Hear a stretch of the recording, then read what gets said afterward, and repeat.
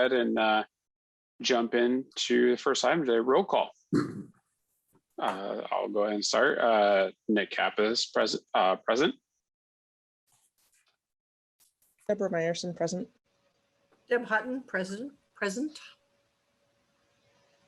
David Walter. All right. I don't think we have Cindy. Nope. So next item on today's meeting is the reading of the minutes from April 19th. Are there any Mr. questions or, yeah, go ahead. Just one part. Let's do a staff roll call as well, just to Staff roll call. note for Yeah, the agenda. Thank Who's you. here? I appreciate that. You know, I'll need reminders of that, Larry. I appreciate that. So let's go ahead and do staff roll call. John Zodi with hand. Finley with hand. Brent Pierce is here with hand. Mr. Kappas, congrats on being president. Thank you, Mr. Pierce. Larry, I think that you wanted to talk, but you got muted. Do you want to give yourself a shout out? I was just saying I rudely interrupted you. Larry Allen from Legal. And Alex Crowley with Economic Sustainable Development. Okay, anyone else? Think we're good? All right. So second item on today's agenda is reading of the minutes from April 19th. Commissioners, assuming you've had a chance to read those minutes, any comments or edits? Hearing This none, is I'll- David Walter. I'll make a motion to accept the minutes for April 19th. And I'll second. All Deb right, we have a motion. We have a motion and a second. Thank you, Deb. We'll go ahead and do roll call. Deb Hutton, yes. Okay. Deborah Meyerson, yes. David Walter, yes.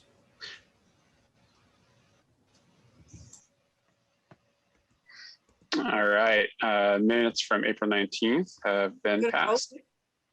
Nick, you also have to vote. Oh, You can't My make a internet- motion, but you can vote on a motion. my internet must have went out when I said yes. Nick Kappas, yes. Sorry about that, everyone. With that, all in favor. So April 19th minutes have been approved. On to the third item of today's agenda is examination of claim register from April 16th and April 30th. I'll entertain a motion. So move to accept the claim registers for April 16th and April 30th, 2021. Deborah Meyerson, second. Okay, we have a motion and a second. Let's go through roll call. Hutton, yes. Meyerson, yes. David Walter, yes. And Nick Kappas, yes. The claim register has been approved. And now on to payroll registers for April 9th and April 23rd. I'll entertain a motion or comments about those. Well, we got to pay our staff, so I'll make a motion to accept the payroll registers. This is David Walter. Deborah Meyerson, second. Okay, we have a motion and a second. Let's go through roll call for the payroll registers for April 9th and April 23rd. Deb Hutton, yes. Deborah Meyerson, yes. David Walter, yes. Nick Kappas, yes. Unanimous for payroll registers. Those are approved. And on to the report of officers and committees. Do we have a director's report today?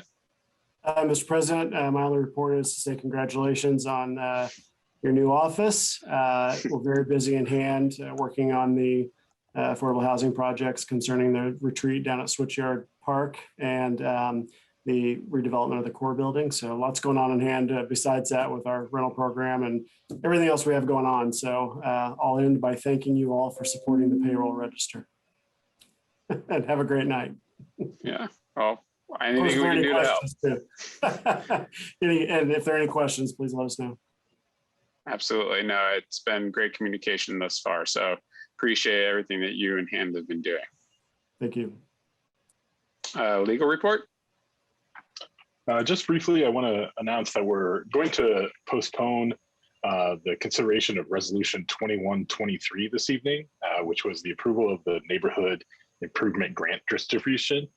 We received a question this afternoon, or this morning actually, from Mr. Dave Askins from the B Square Beacon about the committee that recommends that grant approval. And in answering that question, we discovered that one of the meetings was not properly noticed. And so to get the recommendation from the committee, we're going to rehab that meeting, which is the typical remedy that is called for under the Indiana Open Doors Law. That meeting will be publicly noticed, and the committee will be able to remake their recommendations to the RDC. And then at the next meeting of the Redevelopment Commission, we will consider that resolution and the distribution of those grants. So that's just a brief note. I'm otherwise happy to answer any questions the commissioners may have.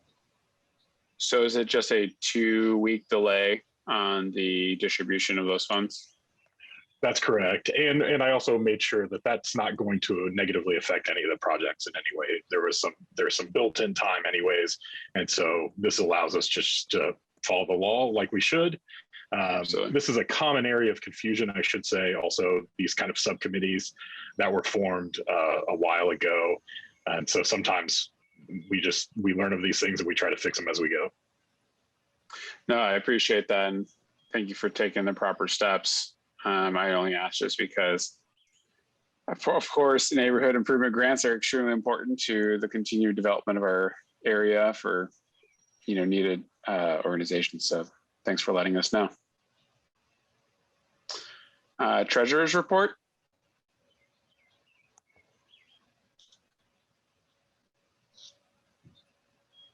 I don't think Jeff's on. Jeff's not present, but I'm happy to answer any questions if the commissioners have them.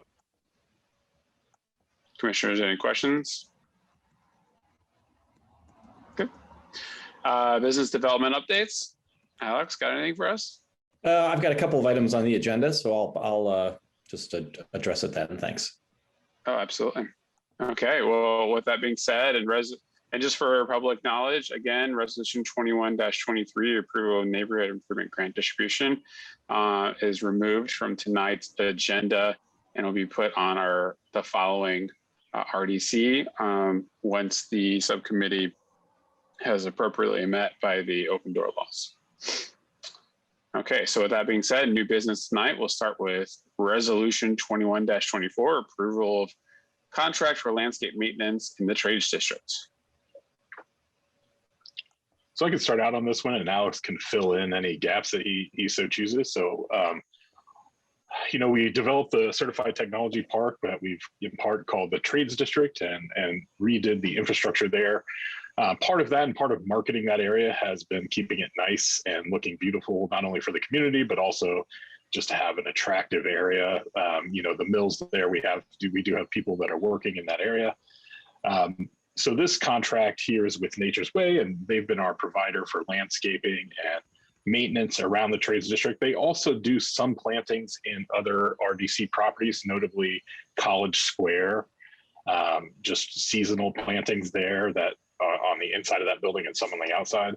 So this contract would kind of fold in those services together. So both the maintenance of the Trades District and some of those seasonal plantings that happen at College Square. The amount of the contract is not to exceed $35,000, which corresponds with plenty amount of what we've seen in the last year of expenses in relation to all of this.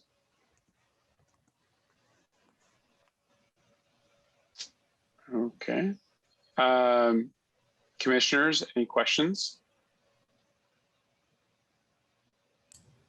I'll ask the obvious. Did you go out for competitive pricing on this? And if so, how many responses did you get?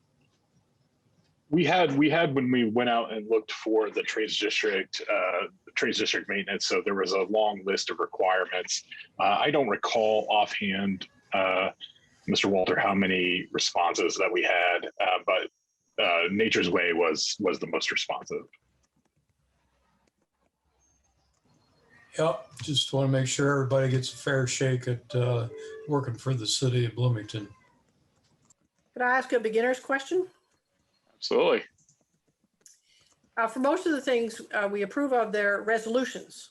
But for the landscape maintenance for Nature's Way, there's a resolution and then there's a contract. What is the difference? I mean, I know what a contract is, but the other resolutions, could you tell me the difference between the two since it's about the same topic and company? Yeah, so the resolution is to approve the contract itself. So it not only approves the funding, it kind of does twofold. It approves the form of the contract itself with Nature Way, but also improves the allocation of the funding for this particular item. Anytime there's only a resolution, it's typically for items where we're asking permission or there's no other legal document that needs to accompany that. But I would say more often than not, even with resolutions on the agenda tonight, they come with exhibits and you're also approving the form of those documents. But a resolution can speak for itself. In this case, because it's a governmental entity, we are required to enter into a contract with an organization like Nature's Way, and there are requirements, legal requirements to those contracts. For instance, the E-Verify clause is something that every political subdivision and committee in the state of Indiana has to include in their contract. So that's what you're going to see from us, because we have to add in some of those provisions that are either called out by our ordinances, so such as the non-discrimination clause in the contract, which our ordinance specifically calls out that we should have particular language in there, or the E-Verify clause, which state law requires us to have. Great. Thank you very much, Larry. Larry, I do have a question. And maybe it's in the, yeah, I guess it'll be in the, my question really is around the planting of, so it'll be in the contract, essentially. So I'm not seeing it, so maybe you can help me out, but the types of planting, who manages that? Beyond the maintenance, there are some plantings. So who is it Parks and Rec who gives those recommendations, or is it us? So in this case, the recommendations for the plantings themselves was us, because in the trades, in particular, in regard to the trades district, we had a landscape advisor as part of the upgrades to the landscaping and the physical improvements of that area. And so there are specific plantings that were done. This was done in coordination with, I believe, a Parks and representative at the time. And in the contract, there is an exhibit. And I'm sorry, that went out later today because I realized that it was omitted from the packet. But in the contract, you'll see that there are actually relatively detailed plans about when you need to do those kind of seasonal plantings. For some of the choices of local plants, if it's not specifically called out, we do rely on Nature's Way to help us out with that, and what's commonly done, what's best for the area and the temperature. We do lean on their expertise. Okay. Appreciate that. All right. We'll go to any other comments or questions from the commission? If not, we'll go to the public. And if anyone in the public would like to speak to resolution 21-24.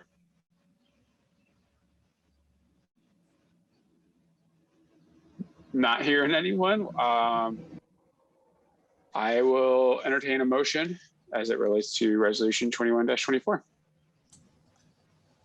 This is David Walter. I move we accept resolution 21-24. Deborah Meyerson, second. Okay, we have a motion and a second. Let's go ahead and go to roll call. Deb Hutton, yes. Deborah Meyerson, yes. David Walter, yes. And Nick Kappas, yes. Resolution 21-24 is unanimously voted in approval. All right. Moving on to the next item of business is, resolution 21-25, right of entry to Maynard Musk Training LLC for access to Trades District lots.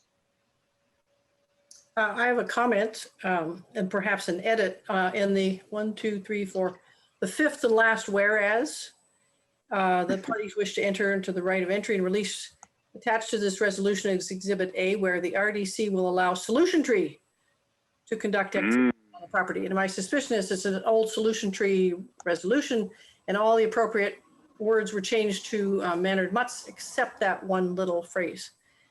So my suspicion is that Solution Tree should not be there and mannered mutts should be. The fifth whereas.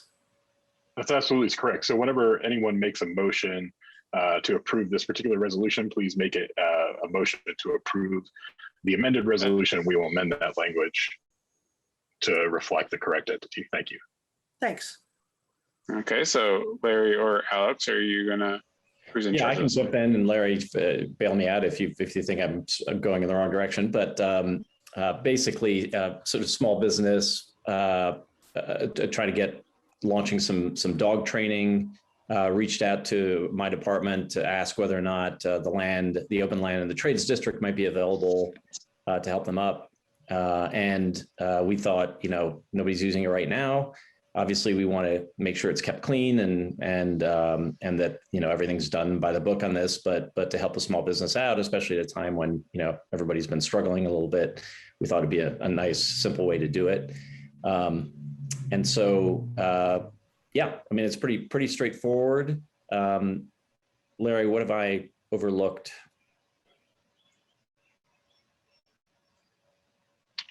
I don't think anything. The agreement itself is just to cover the basic liability that we may have by them operating on the property. And I think you already said that they're only going to be there once a month. Is that right? Yeah, as you'll see in the resolution. And apparently Solution Tree is also doing dog training. So we'll look forward to that innovation in their business model. Very educational. A well-rounded organization there.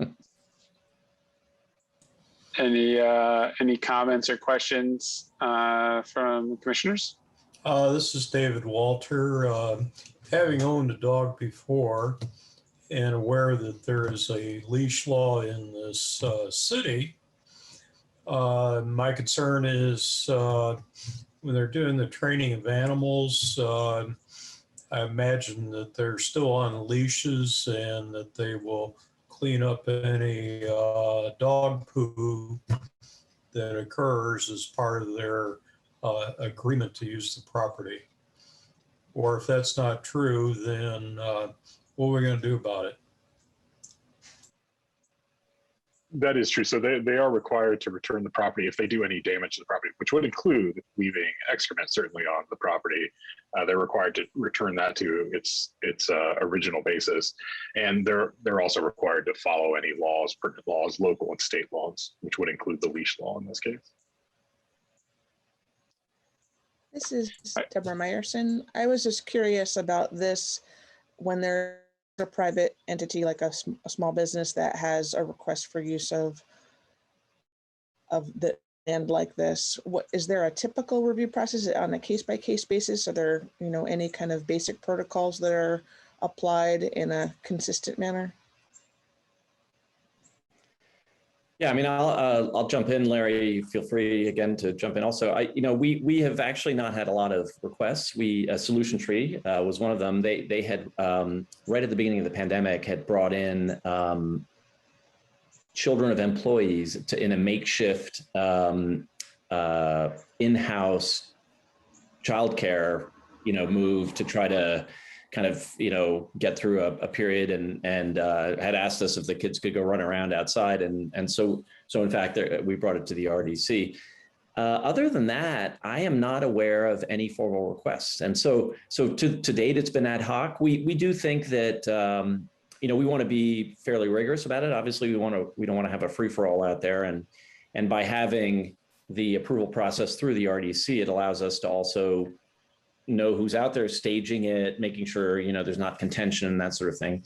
And hopefully it goes without saying that this is going to be not a long-term problem because we do anticipate development there. And so at some point it becomes a moot point, but for the time being, we wanted to be as flexible as possible. Thank you. Alex, correct me if I'm wrong. Wasn't B-Town Boom a couple of years ago in this part of the trades district? Yeah, they've launched fireworks from there. That's where Jeff Underwood's nickname Firewood came from. So they were launching fireworks out of the southern part of the Trades District. That's right, B-Town Boom. And so we accommodated that request as well. So yeah, so it is more ad hoc. It's not like we get a lot of these. So yeah. Okay.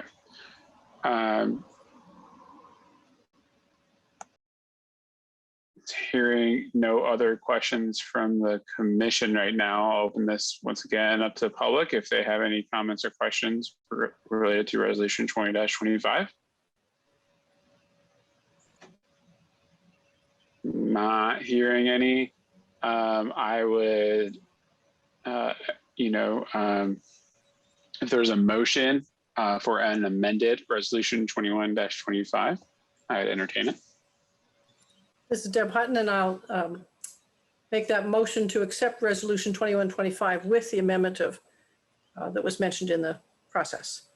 Which is to change the solution tree in the fifth whereas to the Mannered Mutts LLC.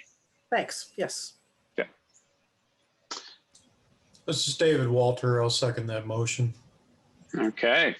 We have a motion and a second. Let's go to roll call. Deb Hutton, yes. Deborah Meyerson, yes. David Walter, yes. And Nick Kappas, yes. Resolution 21-25 is passed unanimously. Moving on to next item of business, resolution 21-26, the determination of no excess assessed value and the allocation areas. I'll present for this one. So every year by June 15th, the Redevelopment Commission is required to submit a notice to the Department of Local Government Finance and any taxing area that is either wholly or partially located in one of our allocation areas to let them know whether we have any excess valuation. Essentially what that means is there any money that we've collected through the TIF process that we don't anticipate using for either debt obligations or for ongoing projects? As you may be aware, so the way tax increment financing or TIF financing works is that once one of these allocation areas are created, it sets the base rate for the property taxes at their assessed value as of that time. And then any increase in assessed value over the years goes into the TIF fund, the tax increment financing, and that's what we collect. Those are used for the projects that are allowed by law and our debt financing. So recently, whenever we issued the bonds for the parking garages and also the bonds that helped set up our consolidated TIF area, for instance, that is one of those things that this TIF allocation goes for.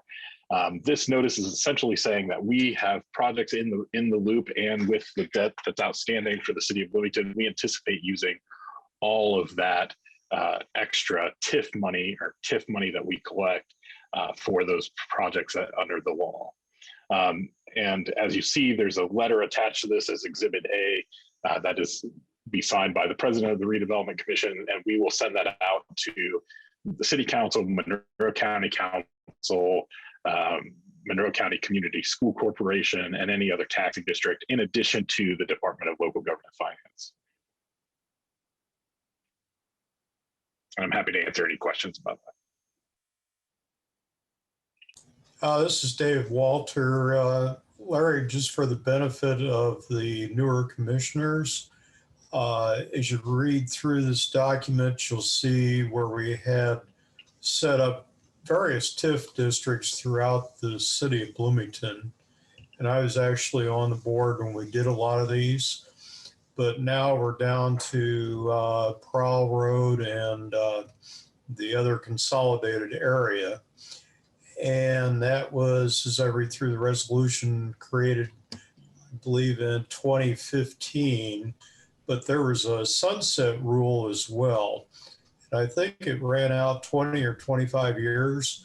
So then at the end of that period, all these TIF districts disappear. Is that correct? And can you tell us again when that sunset rule is? Yeah, I don't know. I don't have the number off the top of my head. I want to say it's 25 years, but I'll happily check that. And you're correct. You're absolutely correct. So this was set up, our consolidated TIF district was set up in 2015. Now, there is the sunset clause actually applies not just to the consolidated TIF as a whole, but will apply to some of these sub areas that were part of the consolidated TIF. So if there are some that weren't exactly created in 2015, so some of them have different years. So there are some that expire a little bit earlier than that. I'm trying to remember, just looking through here. Yeah, I think the expanded Thompson Walnut Winslow allocation area might be an example, and the Adams Crossing allocation area might be examples of ones that will end up expiring a little bit earlier than the broader consolidated TIF. So each of these were subsections of a map, and in 2015, as part of the law change and a way to maximize this particular mechanism for redevelopment of our community and investment in our community, we did form this consolidated TIF area, which brought in a few new areas and consolidated the existing ones. The reason why North Kinzer and Prow Road is a separate allocation area is because it's not contiguous to the consolidated TIF area. So it's its own kind of island at the north of the city there at Kinzer Road and Prow.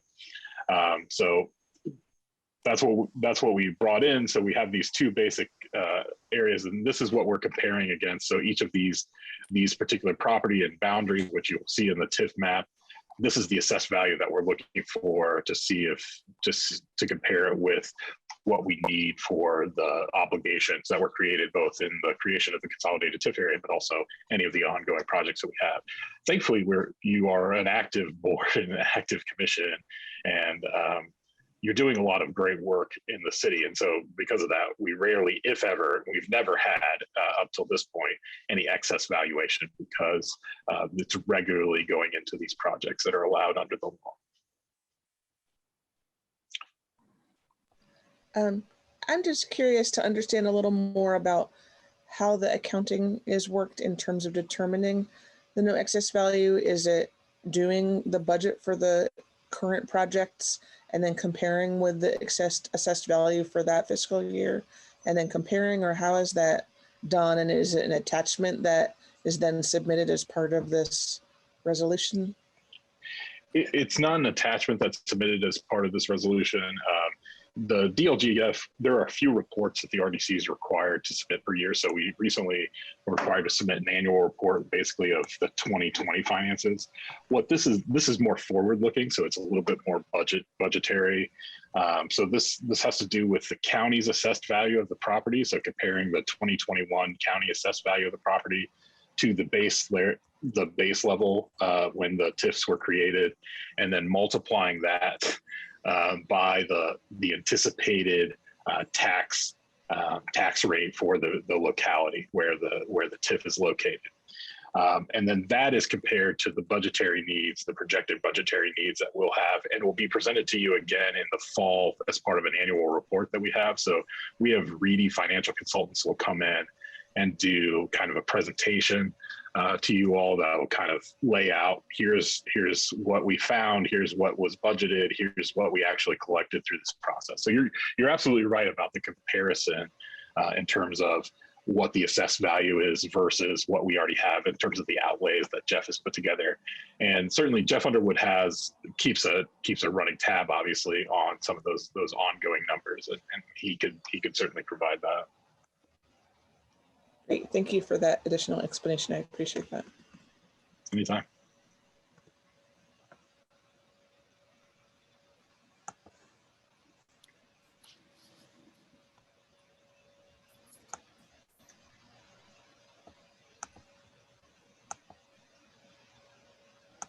Mr. President, I think you're muted.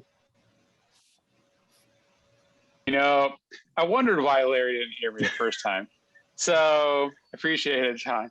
So, Larry, I think you are correct in that there is a stagger to when each one of these subparts of the consolidated TIF district to come to the maturity. So, I think if I remember correctly, it's in a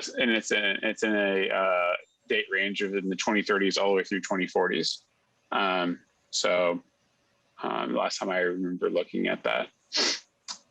I think the other, and that was a good question by commissioners. The only other question that I have is, you say that there's no excess assessed value pretty much ever because we are doing a lot of projects. What would happen in the event that we did have this excess assessed value that would be able to be reallocated to other projects elsewhere? How would that work? Yeah, so there's a provision. So anytime the triggering amount, there is a triggering amount of, if you anticipate that you're earning 200% more than what you anticipate using for lawful purposes and debt financing, you have to provide notice to your legislative body, so in this case, City Council that created the Redevelopment Commission, of what the pass-through will be to those taxing districts. And so all those taxing districts that are located either wholly or partially within the allocation area, so consolidated TIF being separate from PROW, but that are located in those allocation areas would get some percentage, like a pro rata percentage of the reallocation based on a formula, basically a percentage of the taxing rate, the local taxing rate that would go back to those particular areas. So essentially what it would end up being is that almost like a pass-through taxing amount would come through the RDC and be reallocated to them if we did have excess valuation. So it would just go back to essentially the people. Okay. Well, it would go to the taxing districts. That's not necessarily the same as going back to the individuals. Yeah. So it go to county council, to MCCSC, to RBB, et cetera. Okay. All right. Thank you. I was curious about that. Okay. Since I got to put my John Hancock on this, read it over. If there's no other questions or comments from the commissioners, I'll open this up to the public. If there's any comments or questions for Resolution 21-26. I'm not seeing anything there either. So I would entertain a motion for Resolution 21-26. This is David Walter. I would move acceptance of Resolution 21-26. Deborah Meyerson, second. Okay, we have a motion and a second. Well, let's move ahead to roll call. Deb Hutton, yes. Cindy Canarney, yes. Deborah Lisa Day. Meyerson, yes. David Walter, yes. Nick Kappas, yes. And with that, Resolution 21-26 is unanimously passed for approval. And that it concludes our new business. Moving on to we have business general discussion. Anything for good of the order? I will just note, just to confirm, it is 25 years after the establishment of an allocation area, as long as it was established after 2008. So it's 25 years. Thanks. Thanks, Larry. Okay, well, if no one else has any business or general discussion, I entertain a motion for adjournment. This is David Walter. I say our next meeting's May 17th, so almost race day. Almost race day. Yeah, but with that, I'll move we adjourn. Second, Deb Hutton. All right, we can do it all in favor. Say aye. Aye. Hi. Aye. Aye. Good night, Thank you, everybody. everyone. Good night. Thanks. Have a great day.